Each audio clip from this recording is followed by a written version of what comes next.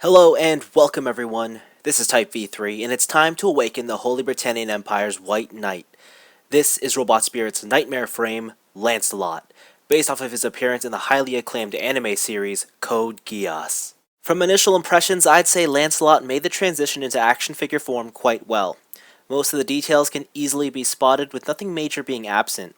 The silhouette is clean and the proportions of the body accurate. More impressive is the fact that all of Lancelot's design was packed into this small 5-inch figure. On the other hand, the Lancelot is 5 inches tall, a lot shorter than I was expecting. Still, its likeness to the on-screen model is great. The bulk of the figure is cast in white plastic with gold and slate painted areas. Both shades of paint carry a metallic flake to them, though it's much less noticeable in the slate. As for the white plastic, well, it does come off as being cheap. It's a shame that it wasn't painted white or given some sort of clear coat to help its aesthetics. It's reminiscent of a model kit. It looks good now, but you can't help but wonder how much better the final product would have been with a little bit more effort. Speaking of model kits, the Lancelot unfortunately suffers a similar problem in regards to its quality control issues. Mold flash.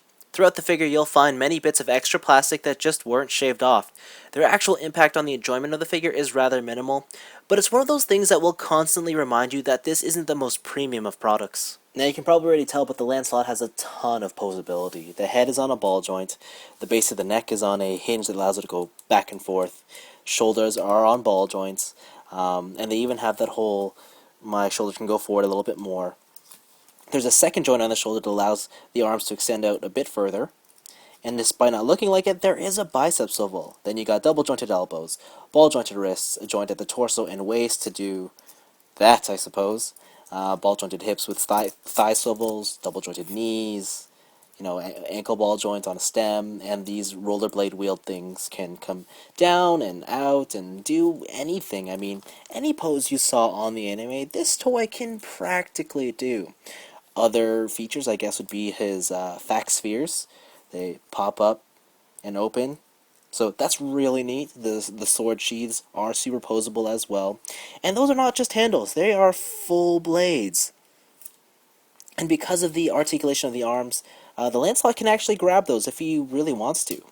The one thing I need to point out, though, is I don't know if it's obvious with me just posing him, but this thing is finicky.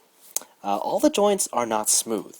Unlike most Damashii Nation's products who have smooth joints, who are easy to pose and fun to mess around with, this isn't. And I don't know if this is basically common within the Robot Spirits line as a whole, or if it's just with this figure, but it's incredibly frustrating. Second thing, it also feels like a cheaper toy.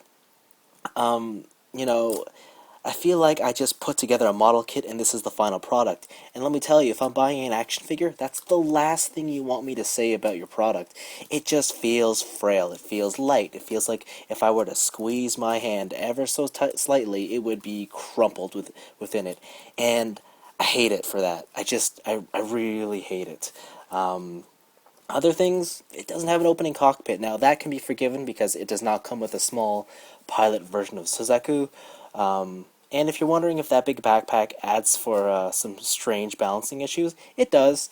He is very back heavy, but thanks to these, he can stand without issue.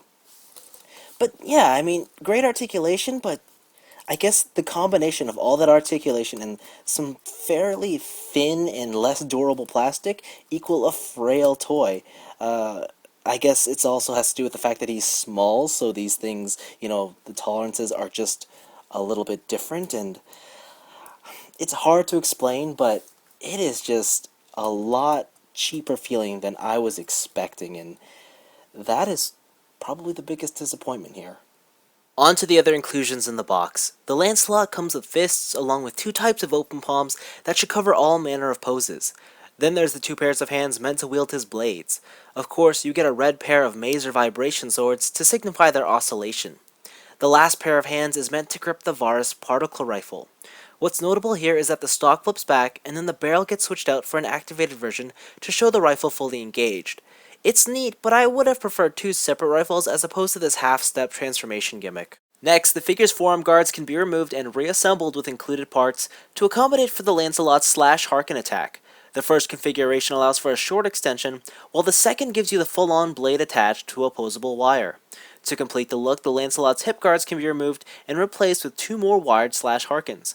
I'll admit this whole process is tedious, though the results are pleasing. Finally, the Lancelot's arm guards can be reconfigured one more time to incorporate his energy shield, the Blaze Luminous. It's basically just a thin piece of plastic, and doubly disappointing that you only get one.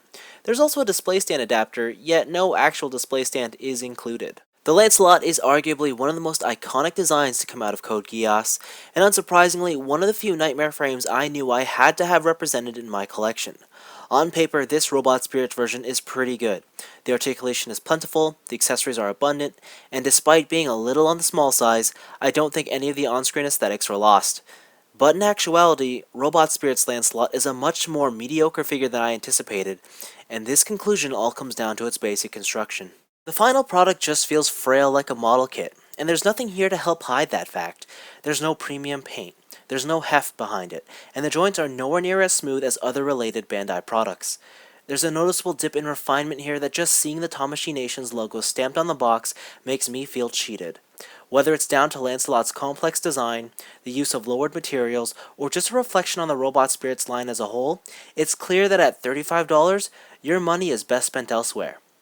Then again, with no real alternatives, this is basically your only option for a posable Nightmare frame. Anyways, this has been Type V3. Thanks for watching, and despite being disappointed by my first outing with Robot Spirits, I'm not giving up on the toy line yet. Because for as much as I like the Lancelot, he wasn't the Nightmare frame I fell in love with.